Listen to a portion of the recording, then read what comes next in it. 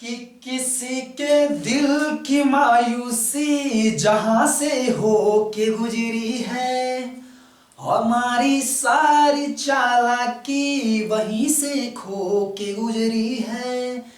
कि किसी के दिल की मायूसी जहां से हो के गुजरी है, हमारी सारी चालाकी वहीं से खो के गुजरी है।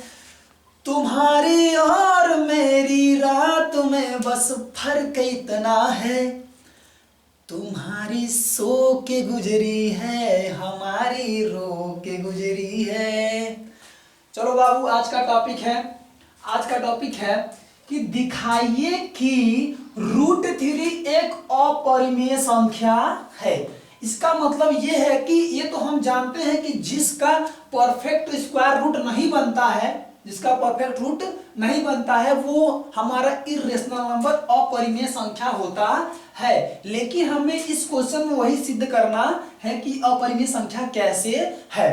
तो हम चलते हैं बाबू अपना टॉपिक ओरी, एकदम देहाती भाषा में बाबू समझाएंगे, एकदम चौचक समझ में आ जाए, एकदम भुलाए वाला समस्या खत्म। हम मान लेते, मान लिया,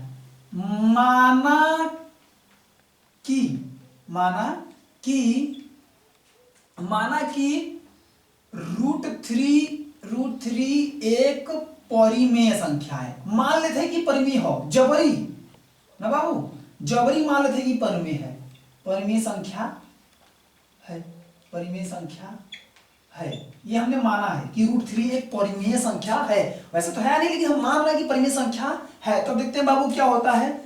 अब ये हो गया कि √3 क्या है, एक परिमेय संख्या। मान लेते हैं परिमेय संख्या a/b, और a/b जो रहेगा वो रहेगा सह अभाज्य संख्या। बाबू सह अभाज्य संख्या क्या होता है, देखो सह अभाज्य संख्या, अभाज्य संख्या, सह अभाज्य संख्या क्या होता है, जब देखो बाबू दो नंबर में दोनों नंबर को काटने के जब कोई कॉमन संख्या नहीं मिलता, कोई कॉमन संख्या नहीं मिलता, ना तो वो ऊपर वाले नंबर में कोई कॉमन मिलता है, ना तो नीचे वाले नंबर में, दोनों नंबर को काटने के लिए कोई उभयनिष्ठ संख्या नहीं मिलता, तो ऐसे नंबर कहते हैं सह अभाज्य संख्या। और ये अंतिम वाला होला हो, एकदम जैसे कोनो चीज नंबर के काट पीट के एकदम अंतिम में जोड़ लिया जाए, वही नंबर यहाँ होला। ठीक, हम वह मान लेते हैं कि a/b है, एक परिमेय संख्या है और ये सह अभाज्य संख्या है। सह अभाज्य मतलब ये भी a किसी से नहीं कटेगा, न तो b किस कोनो नंबर से कटेगा।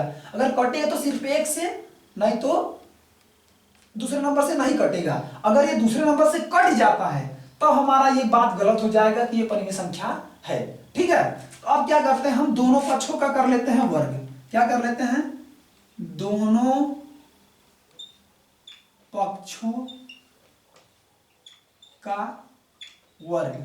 बाबू ये दोनों पक्षों को वर्ग करेंगे तो ये √3 है, √3 का वर्ग करेंगे तो क्या आ जाएगा, √3 में √3 का मल्टीप्लाई, ये जैसे यहां देख लेते हैं, √3 गुणे √3 करते हैं तो क्या होता है कि रूट हट जाता है, बस एक बार 3 लिखा जाता है। ठीक, तो यही चीज हम यहां लिखेंगे, √3 का वर्ग करेंगे तो क्या आ जाएगा, 3 आ जाएगा। इधर बराबर क्या, इस पक्ष का भी स्क्वायर करना है तो इसका मतलब a² अपान ये हो गया b², ऊपर का भी स्क्वायर करेंगे, नीचे का भी स्क्वायर करेंगे। अब क्या करते हैं, हम 3 को इधर ट्रांसफर कर लेते हैं, 3 को, ये b को इधर ट्रांसफर, 3 को उधर कर देंगे, हालांकि भी एक लाइन लिखेंगे कि 3b² = a²। ठीक है, 3b² = a²। हम इसको अभी इसको समीकरण नंबर 1 मान लेते हैं, अपने समझने के लिए हम समीकरण नंबर 1 मान लेते हैं ना बाबू। अब इसके बाद क्या करना है कि ये हो जाएगा b² = a²/3। यहाँ एक नियम एकदम बाबू एकदम आराम समझना है कि कोई भी अभाज्य संख्या किसी नंबर मान लेते, कोई नंबर 6 है, 6 3, अभाज्य संख्या क्या है 3। जब कोई अभाज्य संख्या नीचे रहे, अभाज्य संख्या नीचे, ऊपर वाले संख्या किसी संख्या के वर्ग को काटता है, किसी संख्या के वर्ग को काटता है, तो वह ये अभाज्य संख्या उस नंबर को भी काटेगा। जैसे 6 के क्या हो गया, 6 का स्क्वायर मतलब 36 हो गया, 36/3, 3 कहिया 3, 3 दूनी के 6, मतलब आ गया क्या इतना 12। तो मतलब ये 12 पूरा कट गया, इसका मतलब ये 3 6 को भी काटेगा, 3 किसको काटेगा, 3 6 को भी काटेगा। तो वही कंडीशन यहाँ पर है कि ये 3 क्या कर रहा है, ए स्क्वायर काट रहा है, ये 3 क्या कर रहा है, 3 जो है ए स्क्वायर को विभाजित कर रहा है, विभाजित मतलब काट रहा है जी, विभाजित कर रहा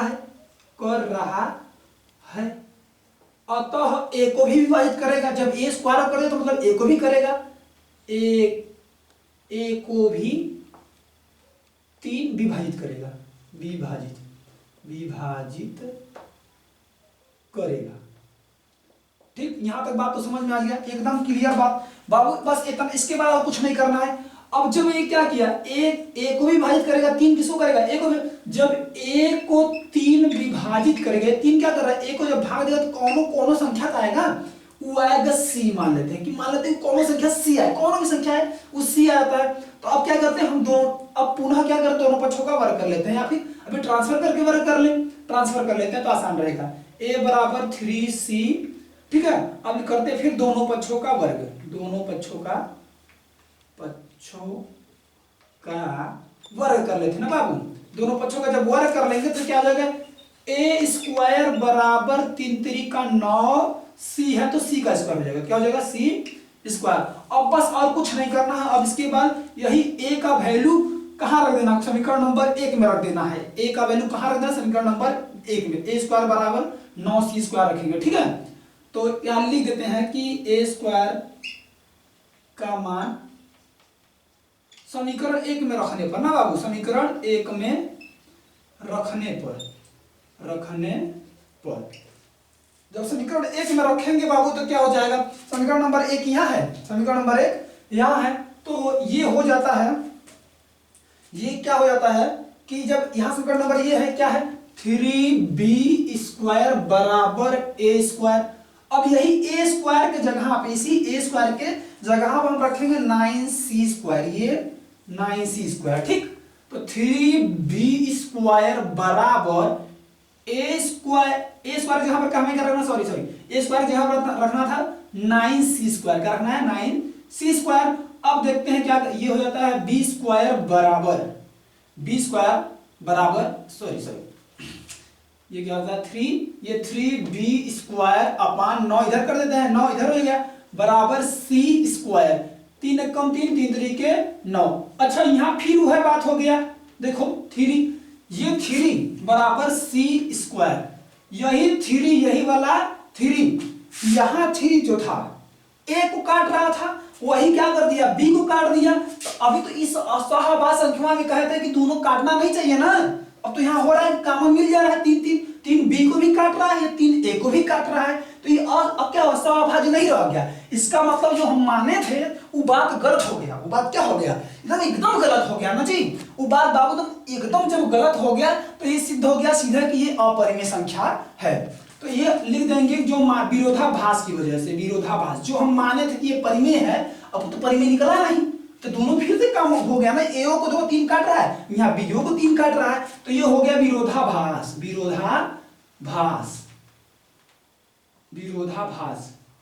ठीक, ये हो गया विरोधाभास। इसलिए अतः